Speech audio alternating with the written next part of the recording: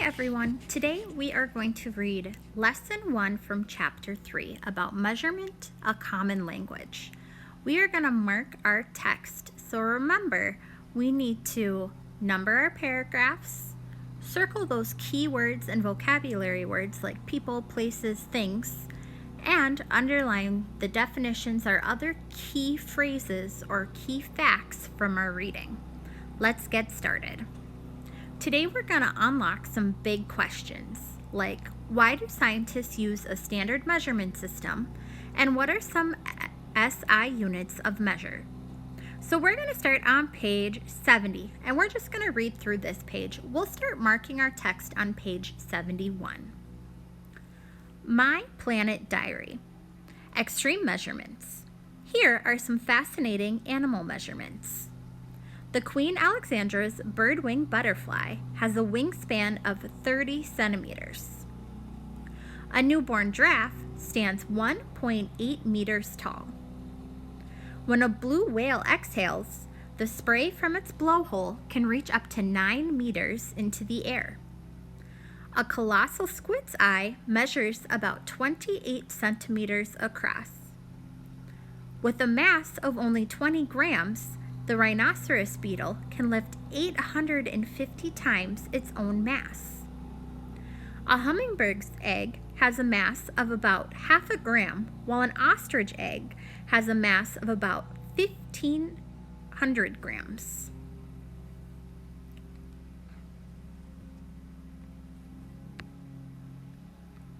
We are going to start marking our text here. Now remember, the first thing we want to do is number our paragraphs.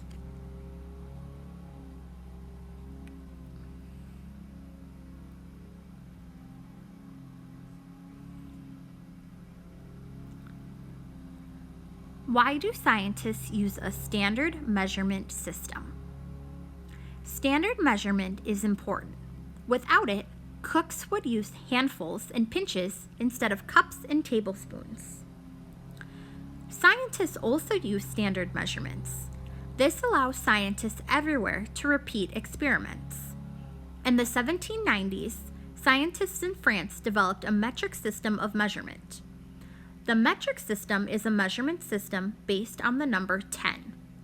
Modern scientists use a version of the metric system called the International Systems of Units, or SI, from a French Système International des Units. Using SI as the standard system of measurement allows scientists to compare data and communicate with each other about their results. The prefixes used in the SI system are shown in Figure 1. So let's go back and mark our text. In paragraph 1, I just want to remember that standard measurement is important, and we'll figure out why in paragraph 2. I want to remember that scientists use a standard measurement. I also know that the word metric system is going to be important because it's highlighted.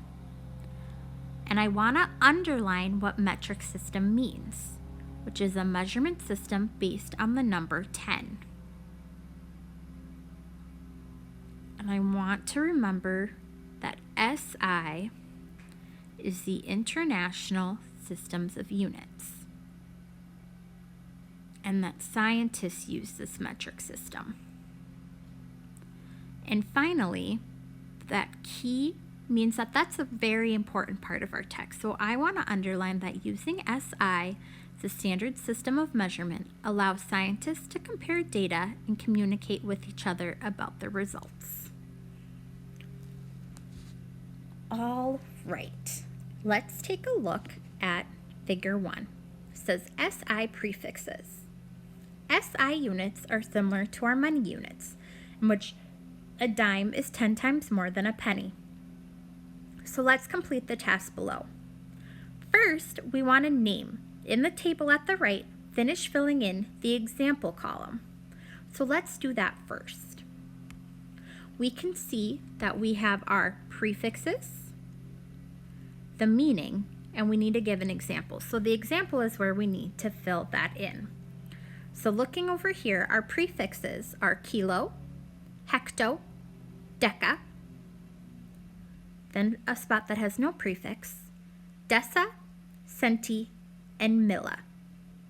So next one we can see the meaning or what number is associated with that prefix. So 1,000, 100, tens, ones, 1/10, 100th, and 1,000th. So we need to write some examples over there. And they gave us a couple, such as decameter and meter. So using meter as our ending, let's use those prefixes to fill in our examples. So for the top one, our prefix is kilo, which means that goes first. And if I want to use meter as my ending, we know that's a kilometer.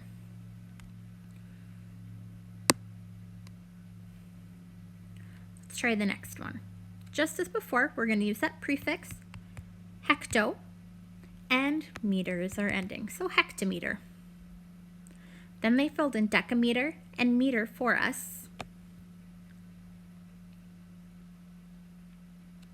Now we also have our decimeter. So our measurements are getting smaller.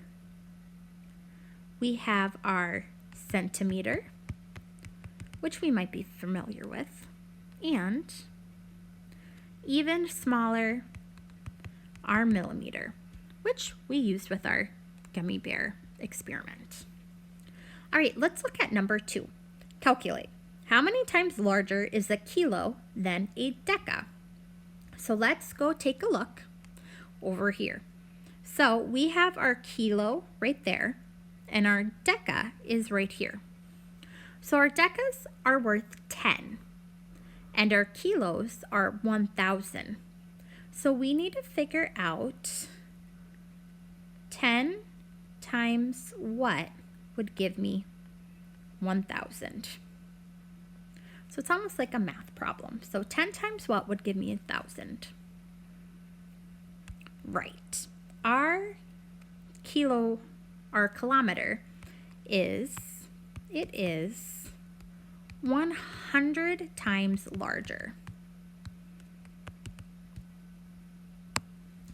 Perfect. Now I want you to pause and assess your understanding at the bottom of page 71. When you're ready, you can come back to the video. After you've completed watching the video for today, you can go back and check the assess your understanding with our answer key, which will be in Canvas. So pause here and come back when you're finished with page 71.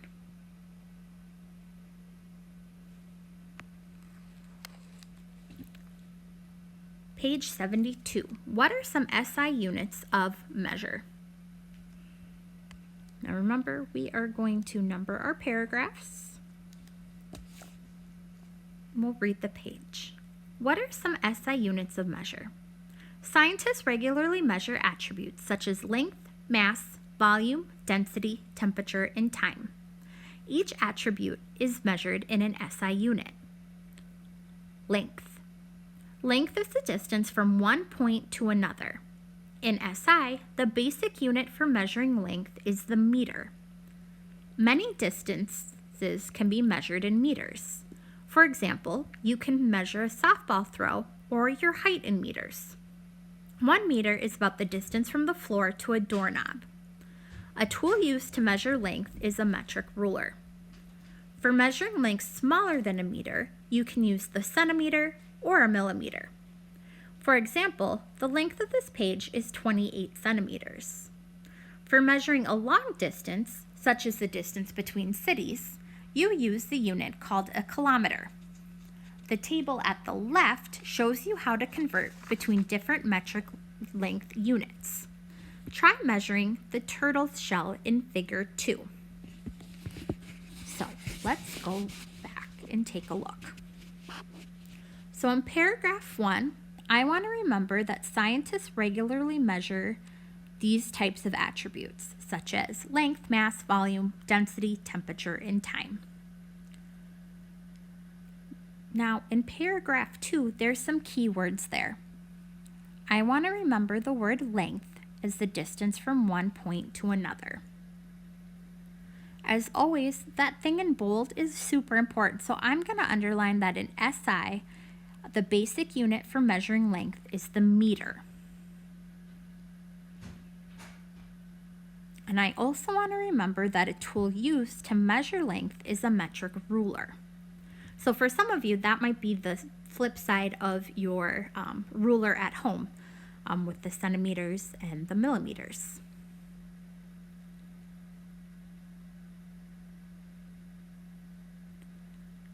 And then I want to remember that the table to my left shows me how to convert between metric length units.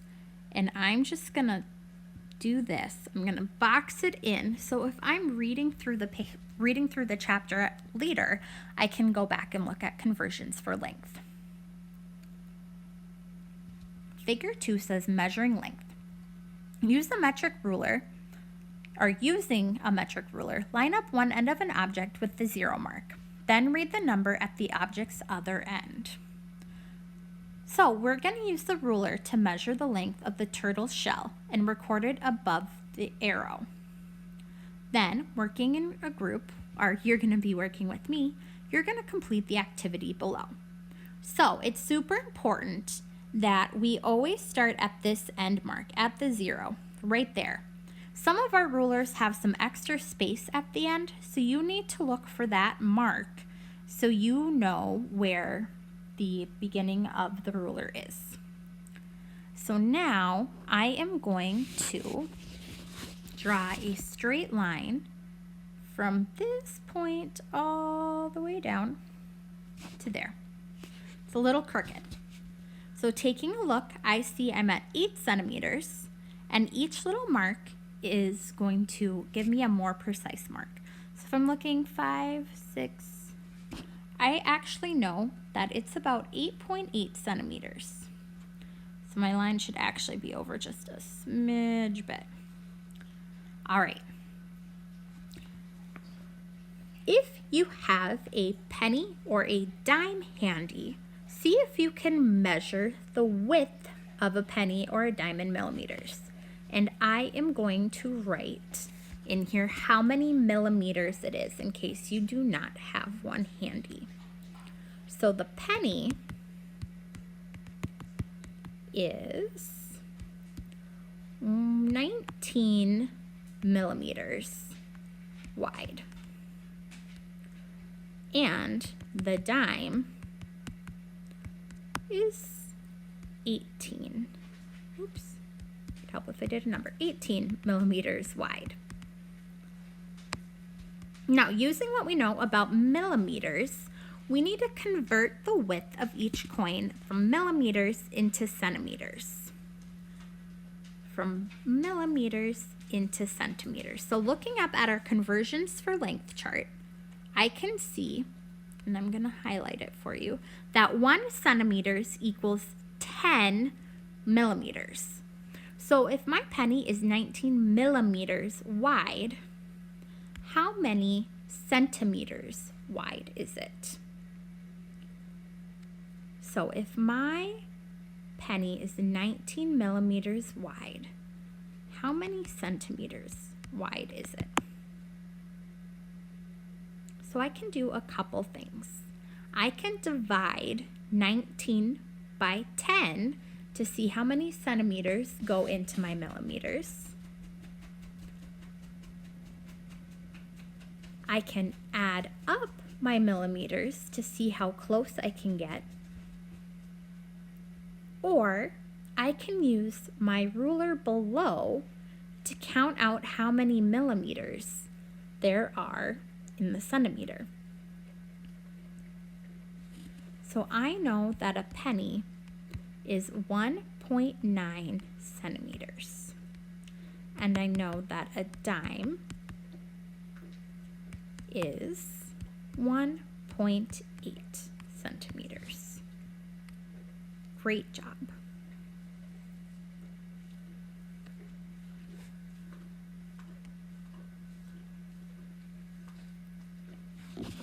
Page 73, Mass. A balance, such as the one shown in Figure 3, is used to measure mass. Mass is a measure of the amount of matter in an object. A balance compares the mass of an object to a known mass. In SI, the basic unit for measuring mass is the kilogram. The mass of cars, bicycles, and people is measured in kilograms. If you want to measure much smaller masses, you would use grams or milligrams. The table at the right shows you how to convert between kilograms, grams, and milligrams. Unlike mass, weight is a measure of the force of gravity acting on an object. A scale is used to measure weight. When you stand on a scale on Earth, gravity pulls you downward. This compresses springs inside the scale. The more you weigh, the more the springs compress. On the moon, the force of gravity is much weaker than it is on Earth, so the scale's springs would not compress as much on the moon as on Earth. Unlike weight, your mass on the moon is the same as your mass on Earth. So let's start with paragraph 1. So we want to remember the word mass, and that it's a measure of the amount of matter in an object. In SI, the basic unit of measuring mass is the kilogram. I want to circle this conversion chart over here so I can find it easy when I'm looking. I also want to remember that a balance compares the mass of an object to known mass. Let's take a look at paragraph 2. I want to remember the word weight, and that it's a measure of the force of gravity acting on an object. And I want to know that a scale is used to measure weight.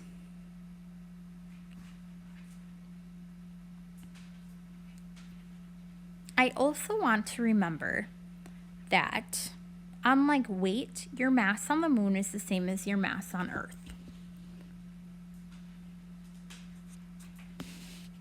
And to help me remember that, I want to remember that on the moon, the force of gravity is weaker than on Earth, so the scale would not compress as much, meaning that you weigh less on the moon. But remember, your mass stays the same.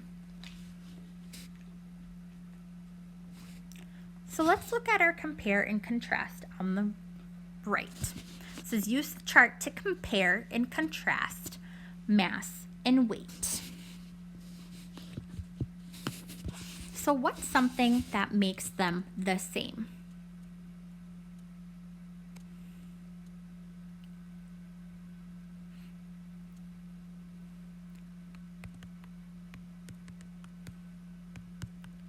Both mass and weight do what? Both of them measure characteristics of an object.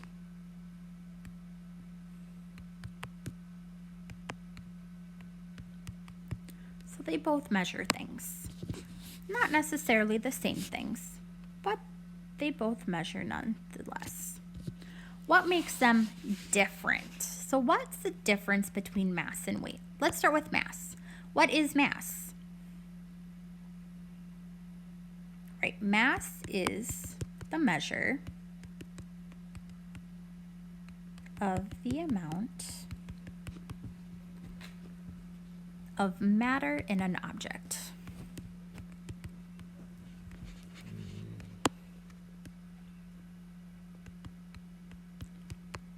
All right, what about weight then? What is weight? What does weight measure? Right, weight measures the force of gravity on an object.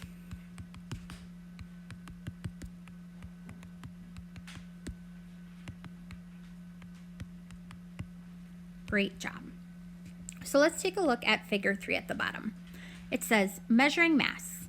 A triple beam balance can be used to measure mass. So that's the object that the turtle's resting on. We call that a triple beam balance. So measure, we're going to read the balance to find the mass of the turtle, and we're going to record our answers in grams and then in milligrams. So we're going to take a look over here at our balance. So to use the triple beam balance, you place an object on the pan and you slide the riders, so those little blocks that are right here, along the scale until your object hits 0. Then you add up the grams shown on all 3 beams to find your mass.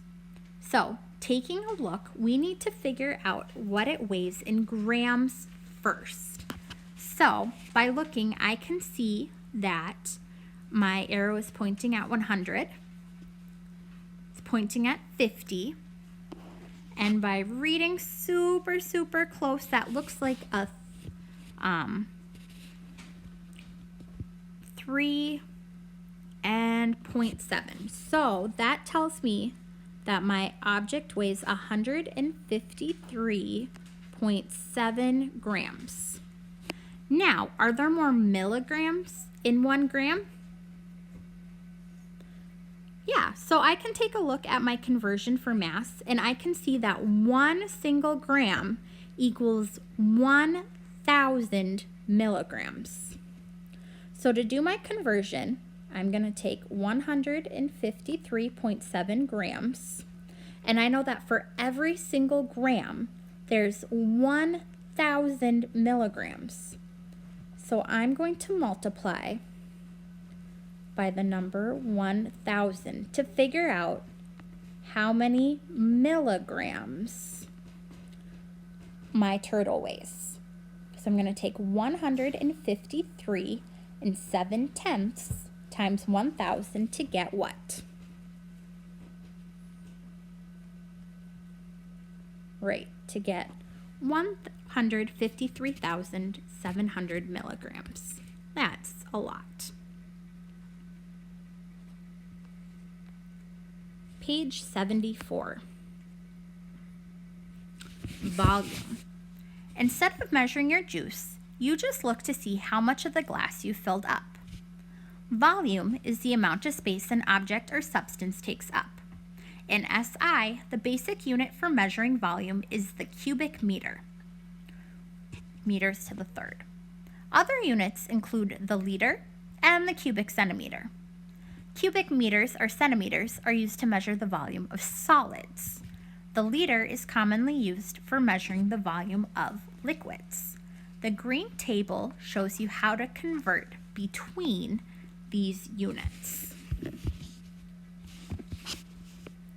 So let's take a look and see what we need to remember from that paragraph.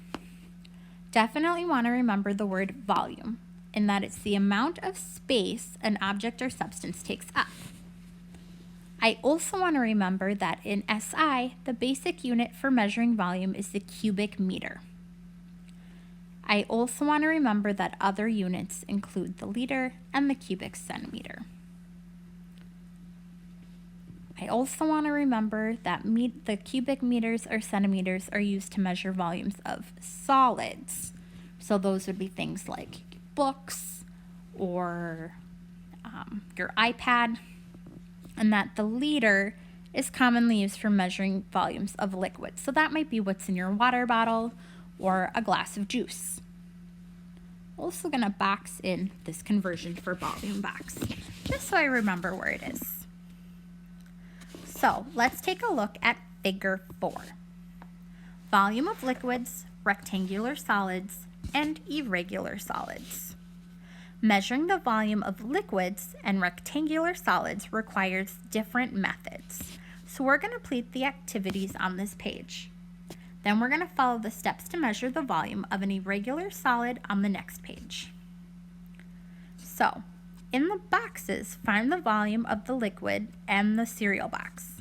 Below, explain which has a greater volume. So we're going to find the volumes first and then come back and explain this. So let's start with the volume of the liquid. So you're probably familiar with the liter from seeing 1 liter and 2 liter bottles. You can measure smaller liquid volumes by using milliliters. There are 1,000 milliliters in 1 liter. To measure the volume of a liquid, Read the level at the bottom of the meniscus or curve. So what is the volume of this liquid? Now, before we even figure out our problem, I want to remember that there are 1,000 milliliters in 1 liter. And I also want to remember that a meniscus is the curve. And that's where we're going to read our measurement. So your meniscus, as you can see, is this curve. Looks like this. We want to read from this bottom part, wherever that bottom part touches, so where the bottom of that curve touches. So looking at our beaker, we're going to read where that bottom of the meniscus touches. So I can see 40, 41, 42, 43. I can see that it touches at about the 45. So I'm going to write in 45 milliliters. So let's figure out the volume of a rectangular solid next, so we can figure out which is bigger. You measure solids in cubic centimeters. A cube with 1 centimeter sides has a volume of 1 cubic centimeter. Solids with larger volumes are measured with cubic meters. A cubic meter is equal to the volume of a cube with 1 meter sides. To calculate a rectangular solid's volume, multiply the length times width times height. When you use this formula, you must use the same units for all measurements. So we need to figure out what the cereal box's volume is. Now remember, we're taking our length times width times height. So length times width times height. So I'm going to write out the problem below. So it is going to be 25 times 6 times 20. And they're all being measured in centimeters, so I don't have to convert anything. So 25 centimeters times 6 centimeters times 20 centimeters gives me how many centimeters cubed?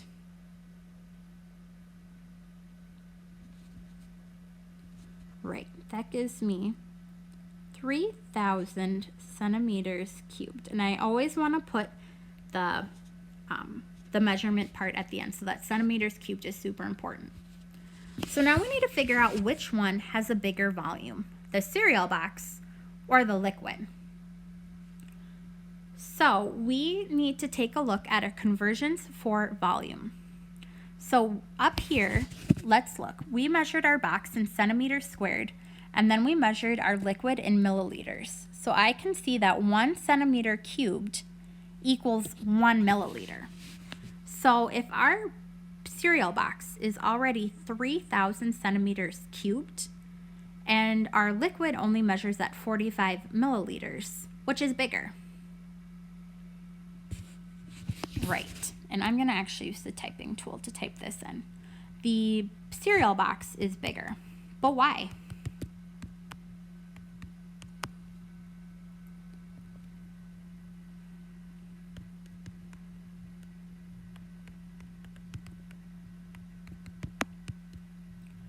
Right, because 1 milliliter, and I actually want that to be a capital L, equals 1 centimeter cubed. And I'm just going to put the 3 there. And the liquid is only 45 milliliters, or it would equal 45 centimeters cubed. So the cereal box is much bigger.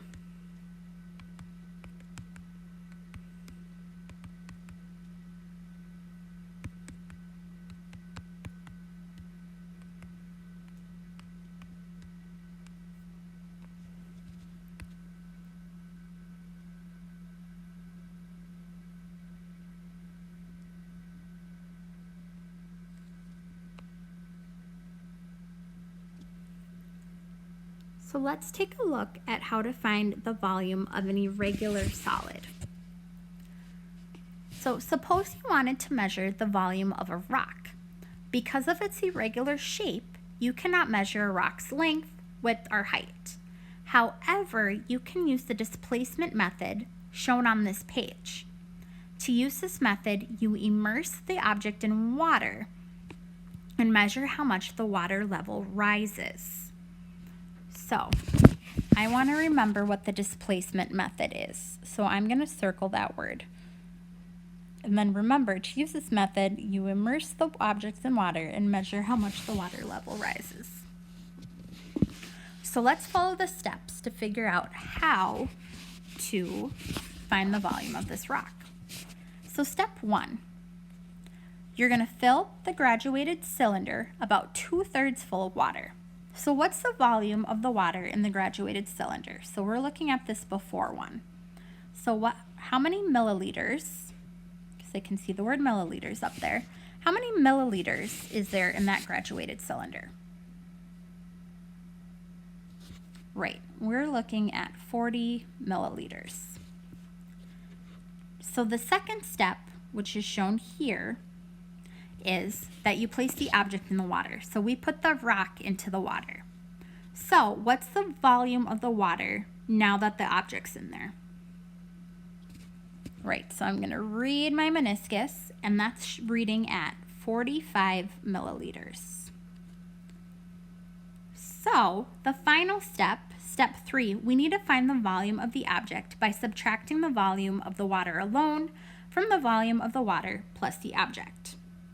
So that means we have to take the 45 milliliters, because that's what it was after we put the rock in, and subtract how much water we had before the rock.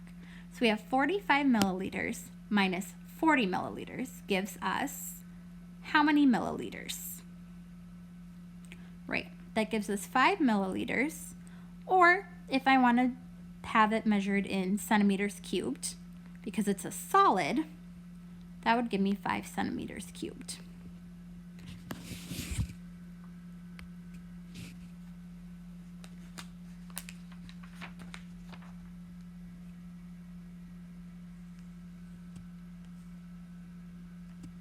Page 76, density. Number my paragraphs. Density. Look at figure 5. Two objects of the same size can have different masses. This is because different materials have different densities. Density is the measure of how much mass is contained in a given volume. Units of density. Because density is made up of two measurements, mass and volume, an object's density is expressed as a relationship between the two units. In SI, the basic unit for measuring density is kilograms per cubic meter.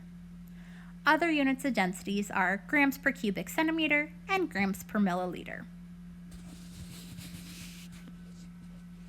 So let's start with paragraph 1. I want to remember that two objects of the same size can have different masses.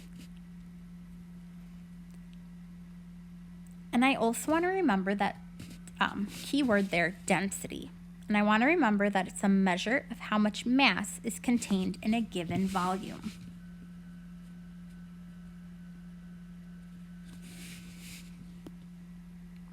I want to remember that because density is made up of two measurements, mass and volume, an object's density is expressed as a relationship between the two.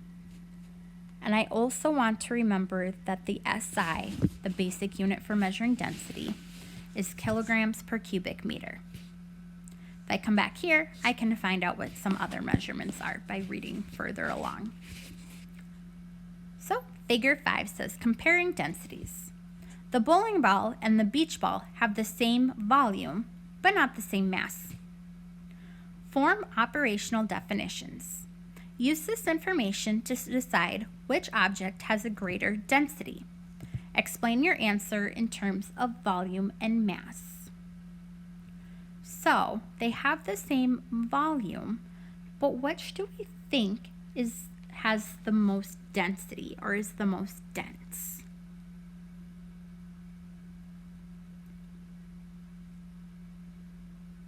So remember, density is the measure of how much mass is contained in a given volume.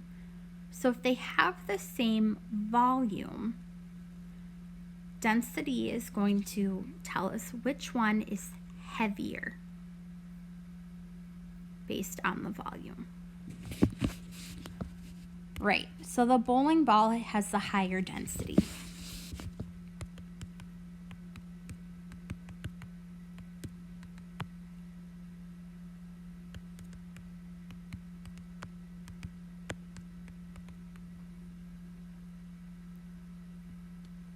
And if it has more density, that means it has more what?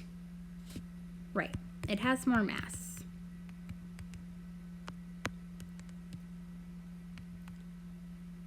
But it's the same volume as the beach ball.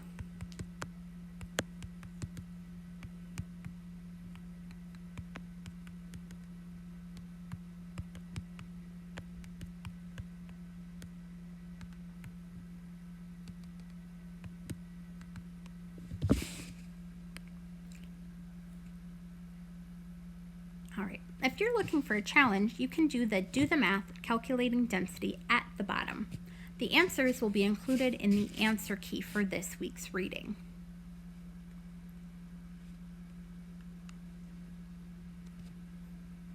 Let's number our paragraphs. Density of substances. The table in Figure 6 lists the densities of some common substances. The density of a pure substance is the same for all samples of that substance. For example, all samples of pure gold, no matter how large or small, have a density of 19 3/10 gram per cubic centimeter. Once you know an object's density, you can determine whether the object will float in any given liquid. An object will float if it is less dense than the surrounding liquid.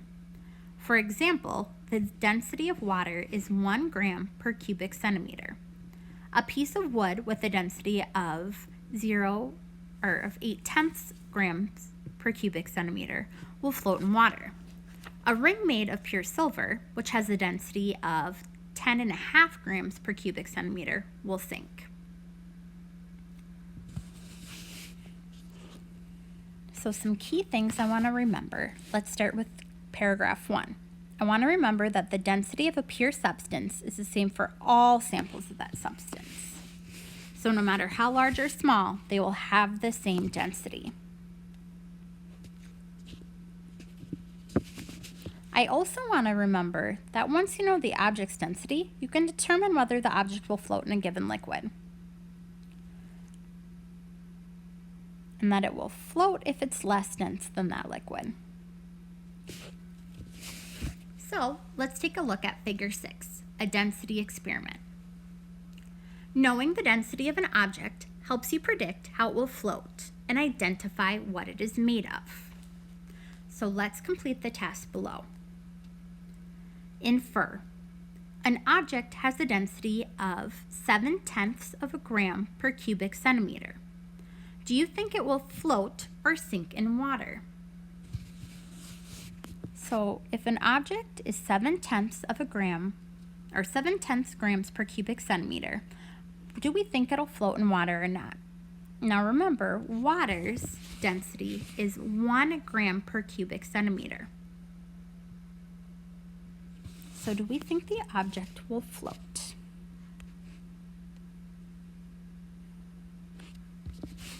Yes, it will float.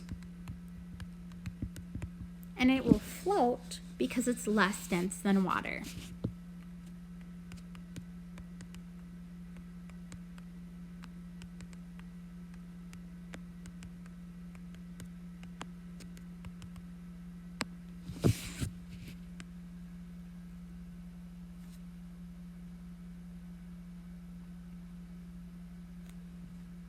So, use what you know about density and measuring tools to describe the steps you might use to determine if a bar of metal is gold. So, you're going to write your procedures in the notebook. So, what are some steps you might use to determine if a bar of metal is gold?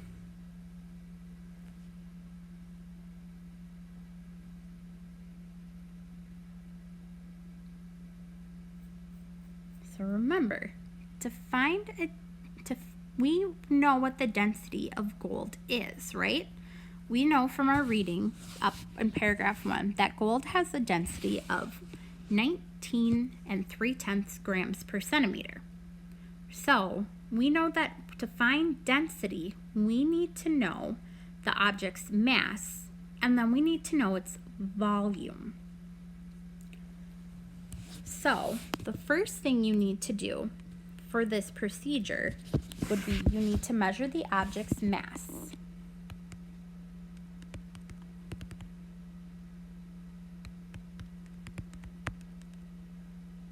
And you can do this using things like a balance. After we figure out the mass, what do we need to figure out? Right, next we need to figure out the volume.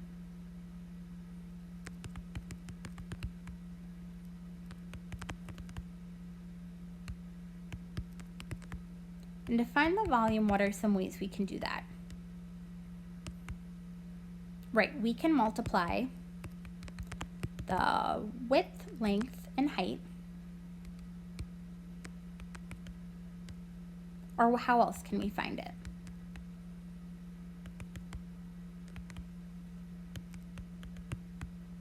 Right, or use the displacement method.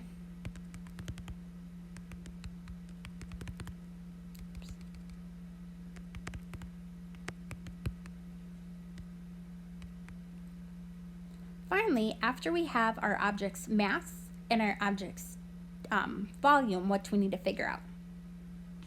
Right, we need to calculate the density.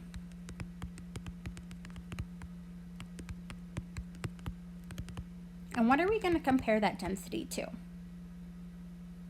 Right, we're going to compare that to the density that we know gold is.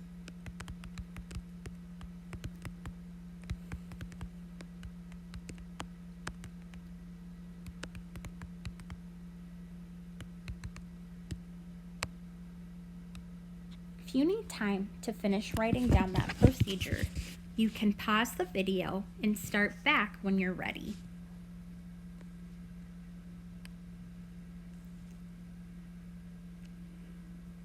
Page 78, we're going to talk about temperature. So I'm going to start by numbering my paragraphs. Temperature. Is it cold out in the morning? How high will the temperature rise? You probably use temperature measurements often in your everyday life. So do scientists. Scientists commonly use the Celsius temperature scale to measure temperature. On the Celsius scale, water freezes at 0 degrees Celsius and boils at 100 degrees Celsius. In addition to the Celsius scale, scientists sometimes use another temperature scale called the Kelvin scale. In fact, the Kelvin, is the official SI unit for temperature. Kelvin is useful in science because there are no negative numbers. Units in the Kelvin scale are the same size as those on the Celsius scale, as shown in Figure 7. The table below shows how to convert between Celsius and Kelvin. Thermometer is used to measure temperature. When you place a liquid thermometer in substance, the liquid inside the thermometer will increase or decrease in volume. This makes the level rise or fall. Wait until the level stops changing, then read the number next to the top of the liquid in the thermometer.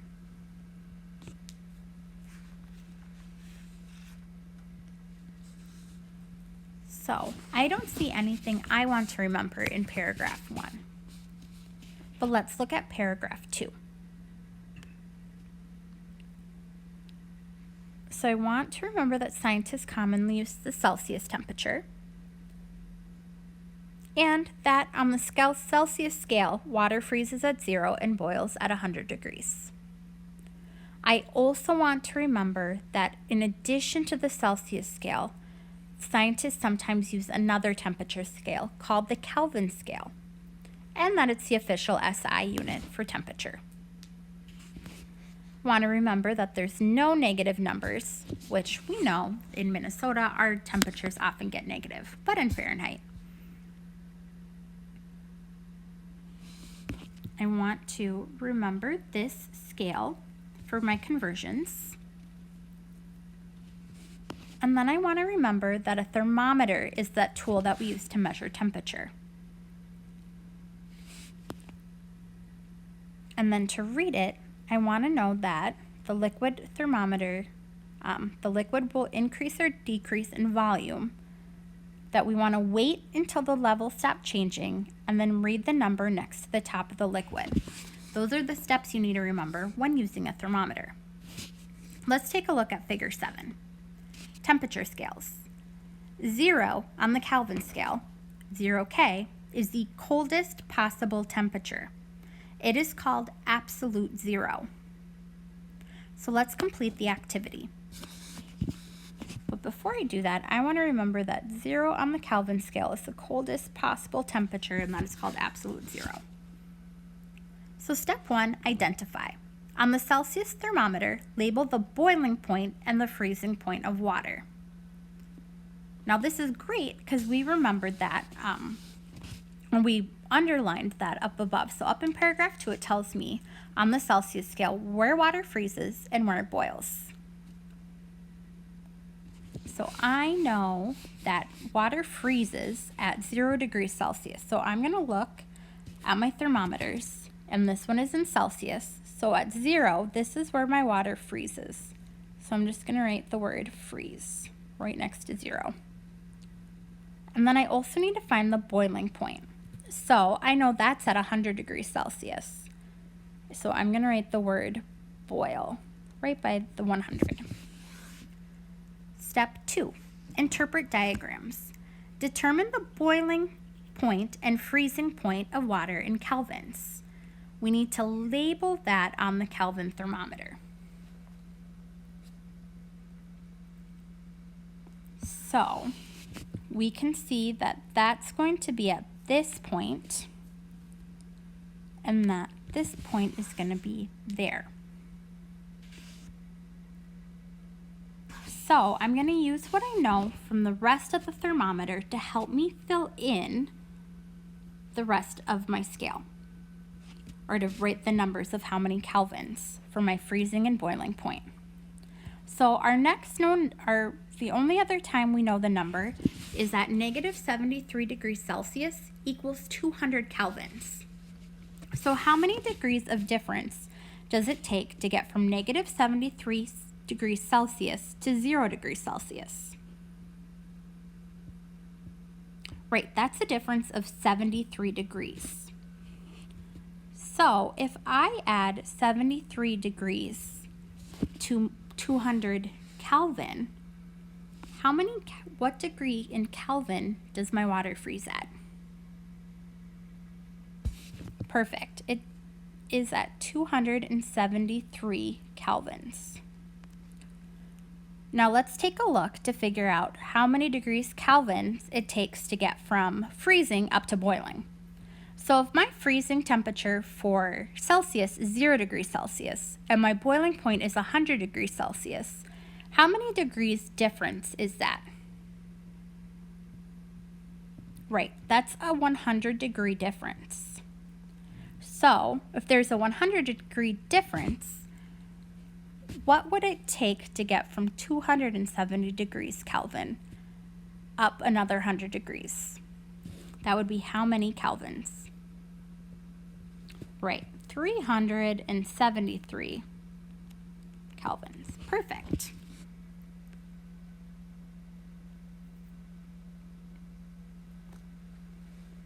If you're up for a challenge, you can enter in for number 3 in the challenge. It asks, in Fahrenheit, water boils at 212 degrees and freezes at 32 degrees. Are Fahrenheit units the same size as Kelvin units? You can find the answer for that in our answer key on Canvas.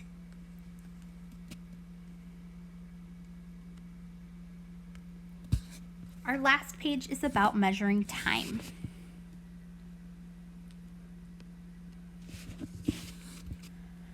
Time. You push to run even faster with the finish line in sight, but an opponent is catching up. Just 1 second can mean the difference between winning and losing. What is a second? The second, symbolized with the letter S, is the SI unit you're used to measure time. Just like all the SI units, the second is divided into smaller units based on the number 10. For example, a millisecond is 1/1000th of a second. You use minutes or hours for longer periods of time. There are 60 seconds in a minute and 60 minutes in an hour. Clocks and watches are used to measure time. Some clocks are more accurate than others. Most digital stopwatches measure time accurately to 1/100th of a second, as shown in Figure 8. Devices used for timing Olympic events measure time to 1/1000th of a second, or even closer. So let's go back and mark our text. Want to remember that the second is the SI unit to measure time. And I want to remember that the second can be divided into smaller units based on the number 10. In paragraph 3, I want to remember that clocks and watches are used to measure time, and that some clocks are more accurate than others. Let's do our last example problem together. Figure 8 is about time. The stopwatch measured Jesse's best time in a school race. So we want to write Jesse's time in the chart and then complete the activity. So let's take a look at Jesse's time. And let's write that in the chart. So, taking a look at the stopwatch, we see that she has 0 minutes, just like the rest of the runners. Can see that she had 15 seconds, but to be more precise, she ran in 15 and 26/100ths of a second. So that's Jesse's time. Now we need to place the runners. So we're going to write the order that the runners finished. Now remember, to finish first means that you ran in the fastest time, or the smallest number. So which runner came in first place? Right, Jesse came in first. Who came in right behind Jesse, or in the time closest to hers? Right, George came in second. Third place went to Saul. And who ran in the slowest time? Right, Sarah. Now, the last thing you need to do is assess your understanding. So down below, I want you to do 1A, 1B, and answer the got it question. When you're done, you can check your answers on our answer key on Canvas.